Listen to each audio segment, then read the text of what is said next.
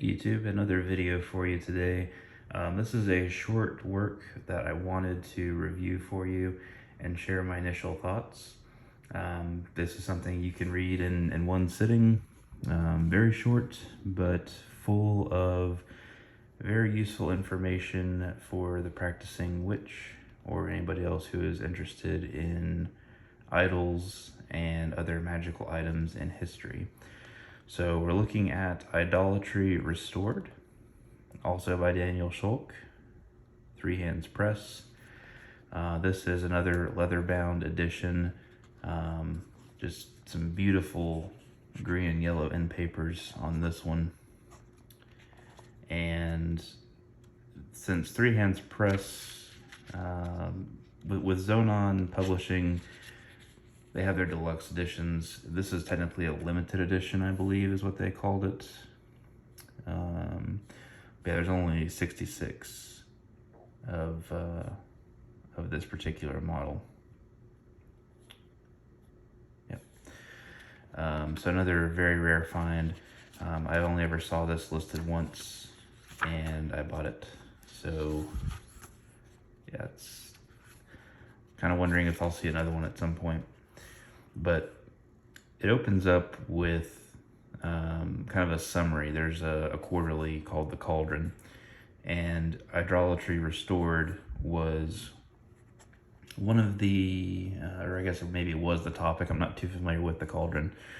Maybe it was the topic or one of the topics in that edition that talked about idolatry and witchcraft.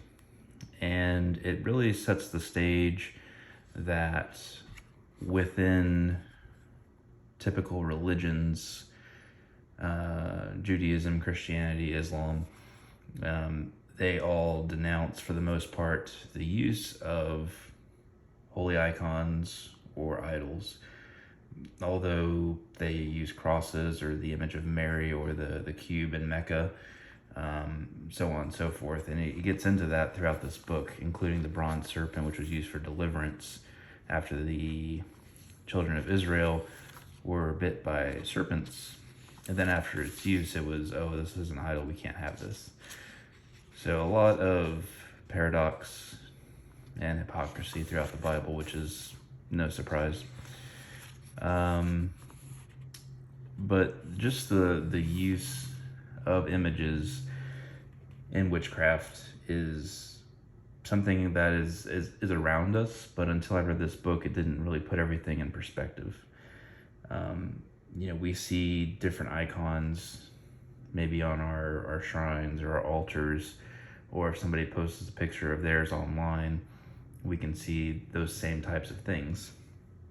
But that idol or sculpture or some other tool that you use in your craft is the physical embodiment of that power, and over time it will continue to grow if you continue to practice.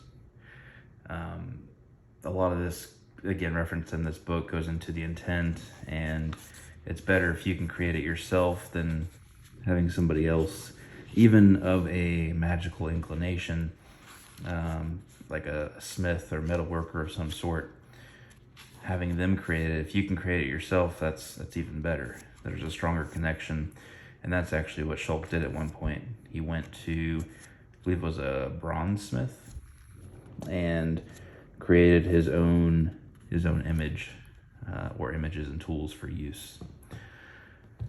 So the thing that for some reason I just didn't really equate initially until it was mentioned in this book is that probably the prime icon of the witch is the circle, or the compass, or however you want to call it. And just like the eye and the pupil and the iris and the retina serve different functions, it's the same as the circle. The interior circle is our central vision. The edge of the circle is the peripheral. And beyond the circle, once it's cast, is the unseen. And just with those different layers of perception, I guess you could say, our eyes perceive differently, and magic has different levels of being used, I guess is the term that I'm trying to say.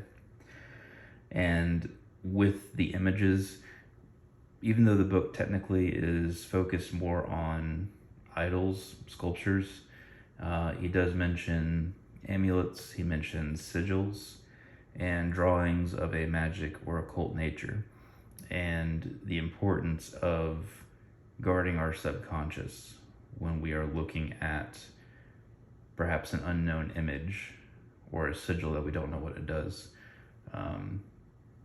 Because again, if you go back to the review I posted a little bit ago about Lux heresies, there is the subconscious, which is always there, that subterranean element of our minds, of our psyche, that must be guarded. So with, again, some sigils, you never know what that sigil does necessarily, so be careful, because it could have an effect on you during ritual, perhaps inviting some spirit or changing something about yourself that you didn't know. So just something to be mindful of. Again, because of how we as a people and society, multiple societies on this earth, are conditioned now in the quote modern day, we don't believe things at face value in terms of magic and the occult. A lot of times we try to rationalize it, we try to downplay it. So in some ways we are protected from those types of controlling aspects, I guess, of sigils and idols. But it's also a little bit to our detriment as well, because sometimes we have to work a little bit harder to actually get our results. So kind of rambling at the end here, but hopefully this book has piqued your interest. Occasionally you can see the standard edition pop up online for not too much, but again, it is a pretty short book, but it's full of content and great thoughts. So thanks for watching, and have a good one.